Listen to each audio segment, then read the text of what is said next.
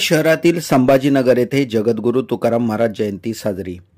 मुरबाड शहरातील संभाजीनगर येथील गोविंद भुईर चौकात सामाजिक कार्यकर्ते उमेश पाटील यांच्या संकल्पनेतून संत श्रेष्ठ जगद्गुरू तुकाराम महाराज यांचा 147वा जयंती सोहळा संपन्न झाला। सत्य असत्याशी मन केले ग्वाही मानिले नाही बहुमता असे ठणकावून सांगणारे विद्रोही संतश्रेष्ठ जगद्गुरू तुकाराम महाराज यांच्या प्रतिमेला जनसेवा शिक्षण मंडळाचे प्राचार्य दलपेसर यांच्या हस्ते पुष्पहार करून हार अर्पण करून दीपप्रज्वलन करण्यात आले।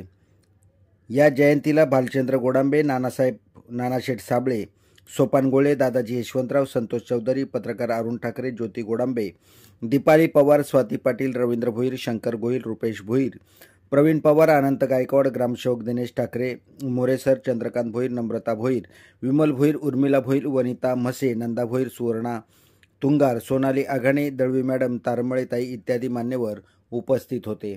सतीश घरत, मुरबाड। शहरातील संभाजीनगर येथे जगद्गुरू तुकाराम महाराज जयंती